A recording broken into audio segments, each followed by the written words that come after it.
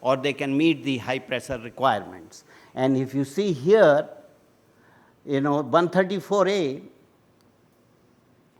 around, these are the medium pressure fluids. And of course, then we can go further lower to the, which has not been there in this slide, the low pressure side. So there are three categories for us, for the industry: high pressure, medium pressure, and low pressure applications. So in this, I was seeing these. What are these basically? When it comes out, even out of 21, what basically is natural refrigerants now there. So there's a very, very limited number of single component refrigerants for us. And that's where the question is, and industry needs, this is a very challenging task for the industry.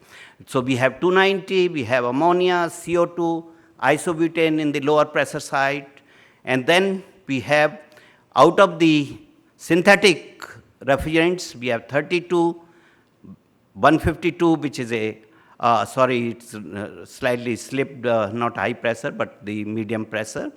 Then HFOs. In the HFOs, we have the medium pressure and the low pressure. One more thing I'd like to add here. We have gone in this exercise up to the propylene derivatives. That means 3 carbon.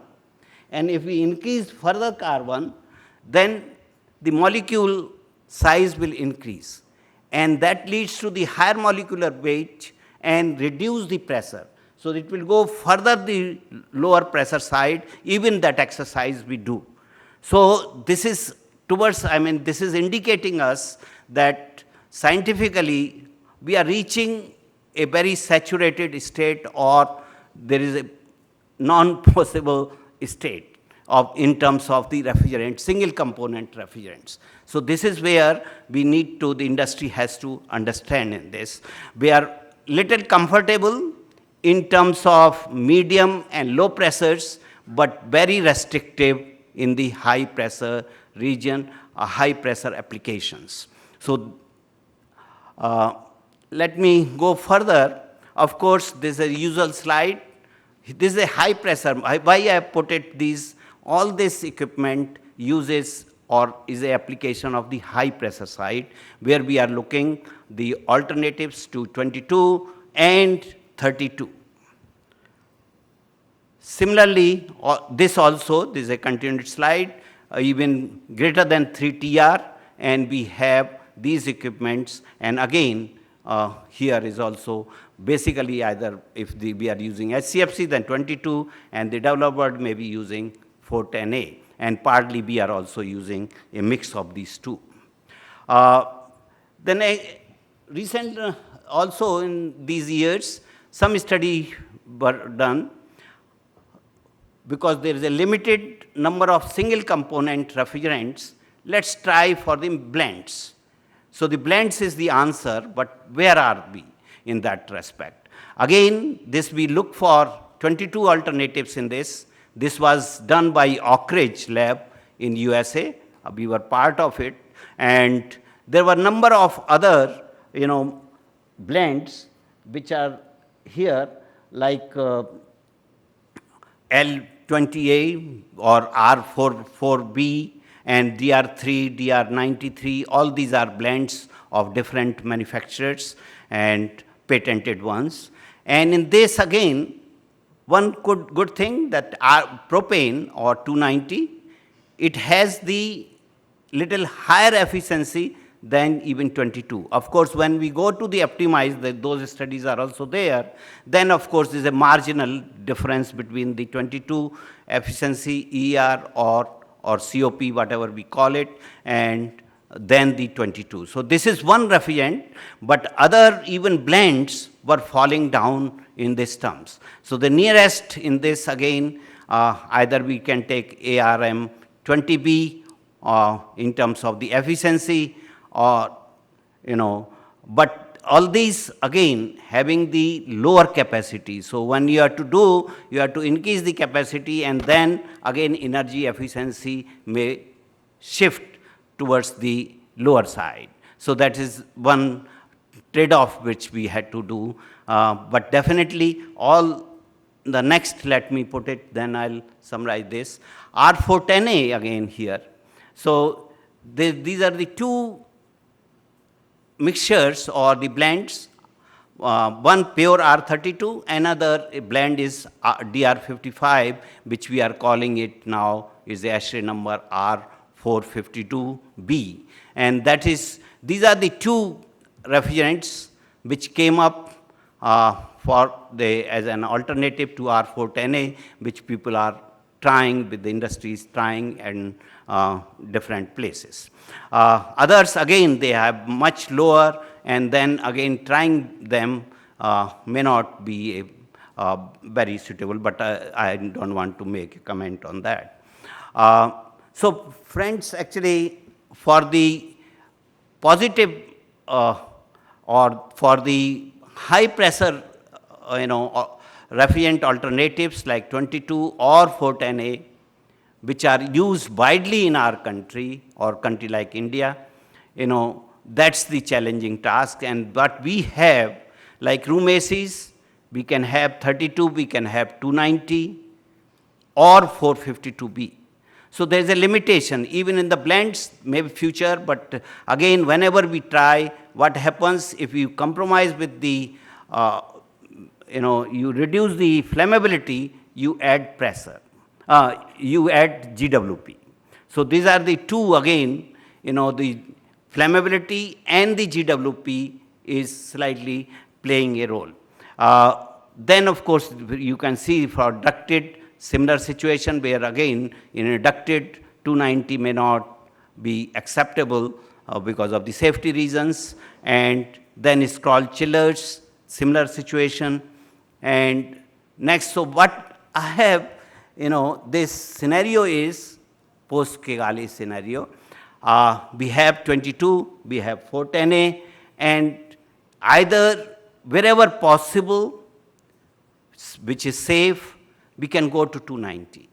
That is one way of thinking, one of the options with us. Another is, that means again a smaller size, which is come within these standards and all that, then it is movable and doable. So this is what actually it appears. And then we go to the 32 or 452B,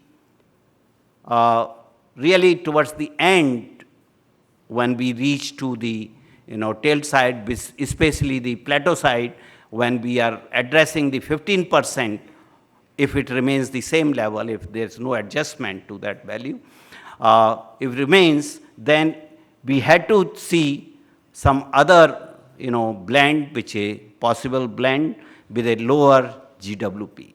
So that is actually again, so in future, again, people will be working on the blending on these, and let's see how we find another better blend than pure 32 as well as R452. If you see the blending, I may say you all these blends which have been presented here, or there are about more than 70 blends in this series, and the 32 is a common refrigerant there, one of the HFO, and then something else we are mixing. So this is also the open secret, because actually when we want to come up with the pressure, you have to add a high pressure refrigerant or fluid. So that's where we are. Coming to the, let's say, the medium and the low pressure, there's a comfortable zone here, like actually the screw chillers, then the centrifugal chillers.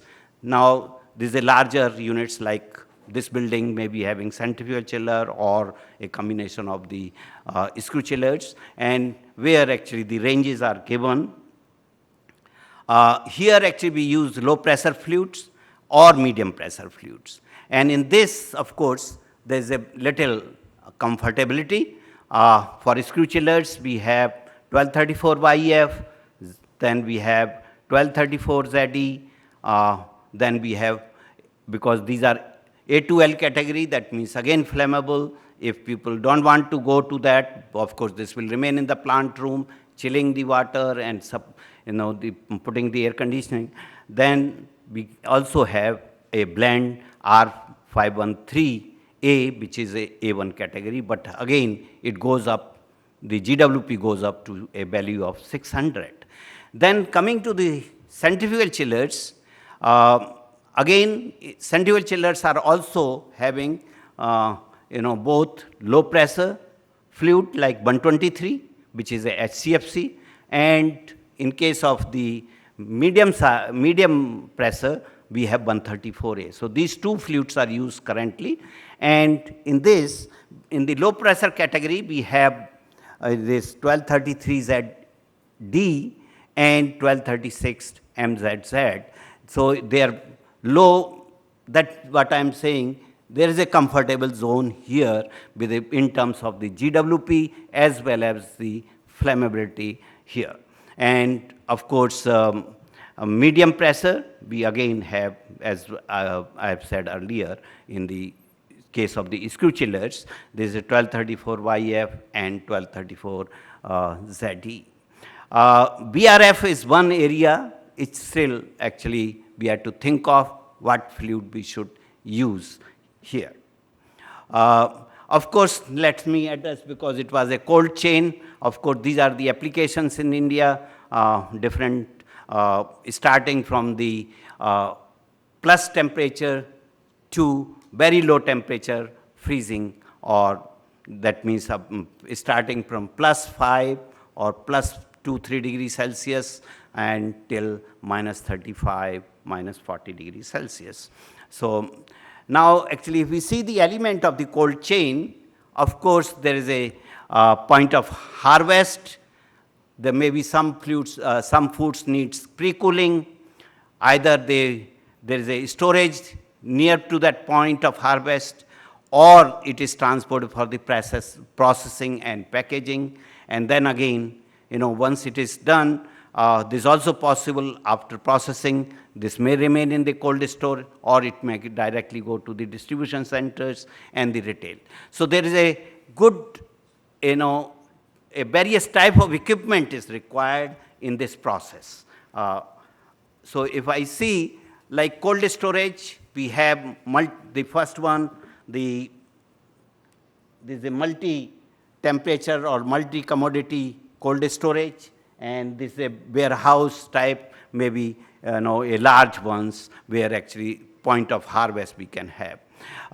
Then refrigerated truck we need, and food processing. And this actually shows the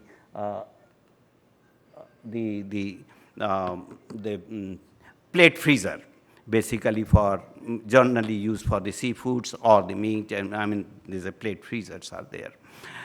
Now